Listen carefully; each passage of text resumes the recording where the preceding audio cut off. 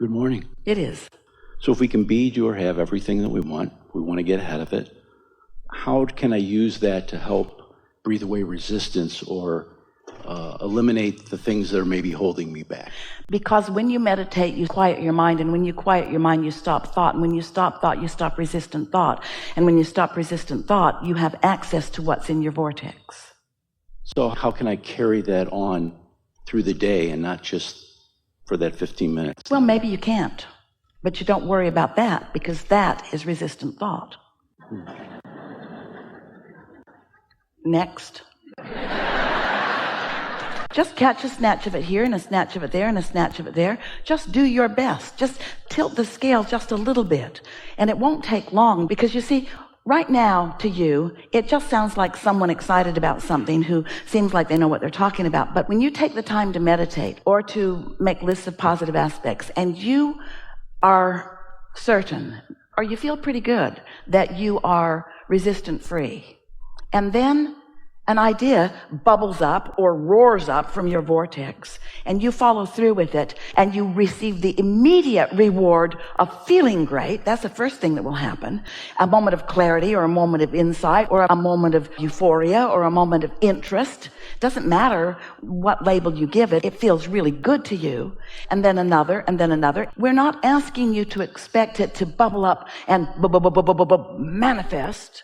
We're asking you to allow it to bubble up and feel it, and acknowledge that you feel it, and milk it as long as you can, and see what else it turns to before your practical mind gets involved and you start introducing resistance into the equation.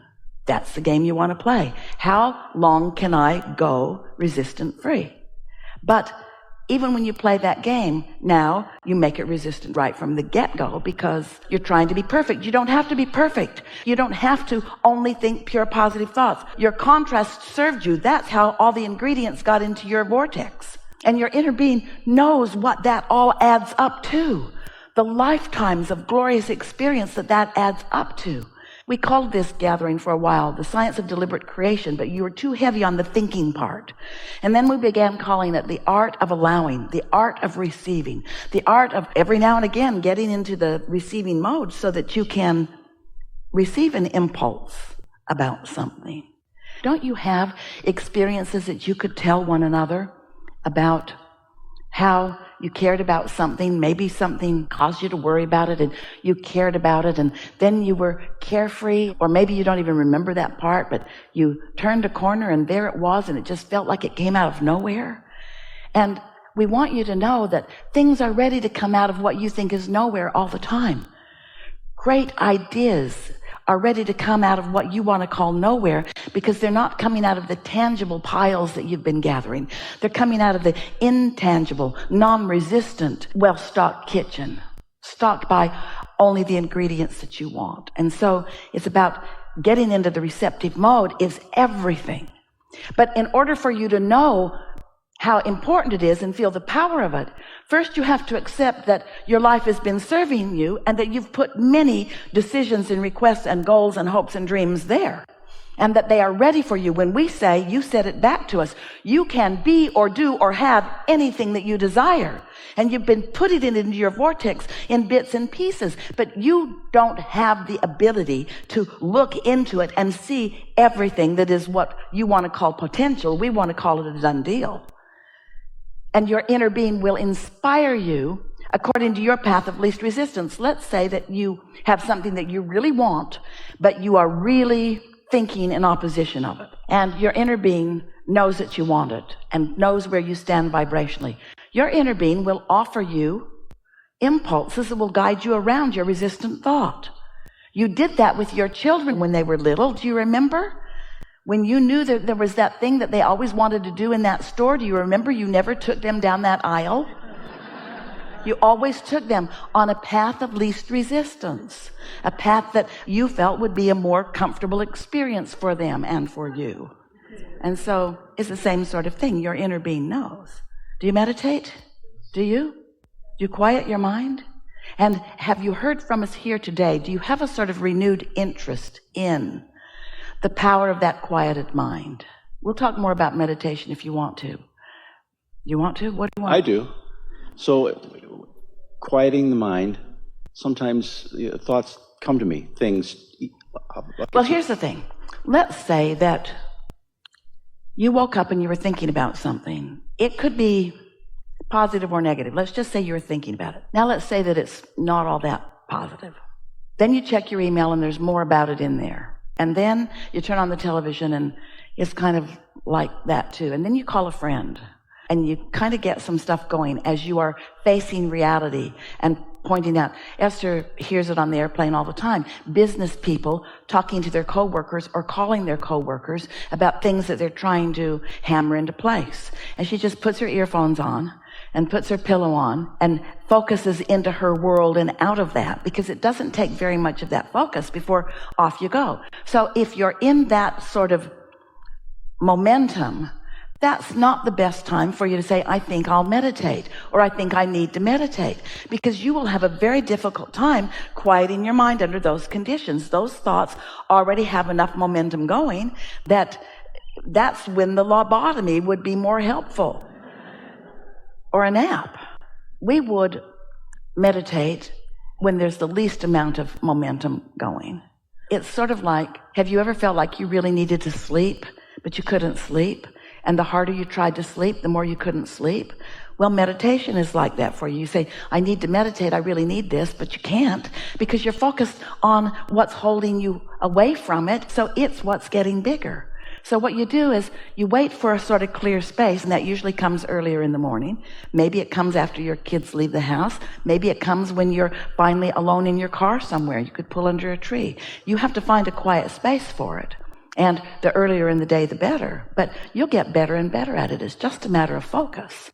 We recommend that you focus upon something that doesn't require very much thought. Because to say, I'm not going to think about anything, now you're thinking about not thinking about anything, and everything in the world that you're not wanting to think about, you're thinking about. But find something to focus on. It might be a bird in a bird bath. It might be the dripping of a faucet. Esther likes to listen to the air conditioner because she lives and has always lived in hot places. So the air conditioner, there's almost always that sound. Hear it? Hear how steady it is? And notice that you're not prone. There's not much to think about in that. You don't say, I've heard better. It's just a sound, and it's not testing you in any way. And if you've decided to focus on it, sometimes Esther will focus on it and her mind will wander, and she'll say, oh yeah. Then she'll listen for it again, and then her mind will wander. But after a minute or two or three, she's isolated that. She's focused upon that. And then it's not long after that before she's got that feeling of detachment. And do you know, you could meditate for 15 or 20 minutes. That's as long as we would encourage for any one setting, once a day. You could meditate for 15 or 20 minutes, and you might only catch that feeling of detachment the last minute or two or three. That's enough. That's enough. Just quiet your mind and allow yourself access to what your inner being knows. What my inner being knows about what? What your inner being knows about all the things you want and what you are most likely to receive a thought about now. Sometimes, if you are in an urgent situation where you're about to take a step or turn into traffic or do something that is critical to your experience, when it's a strong intention like living longer, sometimes even in resistance, your inner being can offer you an impulse and you will do something that you didn't even know you could do. Have you had those experiences? I handled my car better than I've ever handled it. I just can't even believe what happened.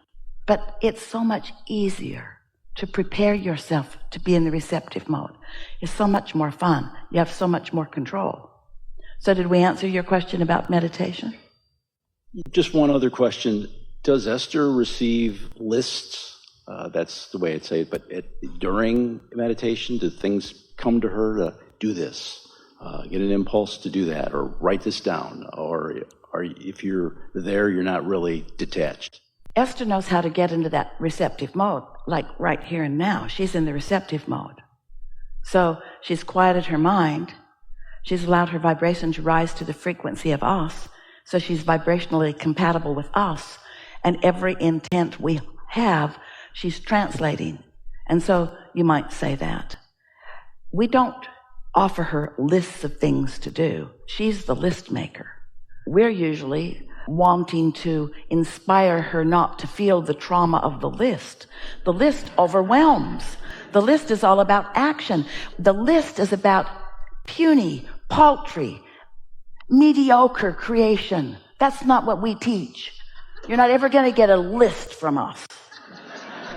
What you will get from us is a feeling of invincibility. What you'll get from us is an idea that just feels good. What you'll get from us is a feeling of empowerment. But you see, until you actually get detached a few times through meditation, or however you do it, appreciation does it too, and then actually feel an impulse occur to you. And the thing is, you want them to be writing on the wall, burning bushes, change the world kind of impulses. Go here, dial 4876922, and whoever answers, get their address and go right over there and look in their left-hand pocket and pull out their lottery ticket and run away with it because it's a winner. That isn't the kind of impulses that you're getting. But once you receive this impulse and you recognize the freshness of it, and most important, you recognize, until you feel, oh, we want this so much for you, until you feel the power of non-resistant moment, even if it only lasts 10 seconds, then these are just so many words. But once you feel that, and then have the momentum of it and the wherewithal to follow through with it, and then you see that it leads to this, and it leads to this, and it leads to this, and it leads to this. And you have that joyous journey, which we keep wanting to say is really what you want. And you keep saying, yeah, I want the joyous journey too, as long as it's leading me to the destination that I want. Yeah, I want the joyous journey as long as it's leading me to the destination that I want. We're speaking it so fast you can't even hear the words because you're so eager to get to the destination that you want. Oh, yeah, I'm willing. Well, just cool your jets. Just relax and enjoy the freshness, enjoy the clarity. Clarity is power. Can't you feel that in yourself? Don't you know, even in your own house, you get up, you have things to do, maybe you're going to get on a trip. Have you ever just run around in circles? And it's a miracle that you even made the plane. Haven't you had a day like that? And haven't you also had a day when you're usually by yourself when you have this kind of day, but where everything just falls into place? The traffic parts for you, everyone's nice to you, you have extra time, you just feel good about where you are. We want your lives to be calm and clear. We want them to be sure and full of all of these good feelings. And this is what this powerful receiving is about. Letting yourself receive, letting yourself be the vibrational equivalent of your inner being, where all of your power is. And now we're just going to tell you something. We love you so much. You hardly meet a human who is 10% of that. Hardly ever. And when you do, you are amazed. So we're not asking for a perfect record. We're not asking you to stop ragging on that person at work that drives you crazy. We're just asking you to ratchet it back a notch.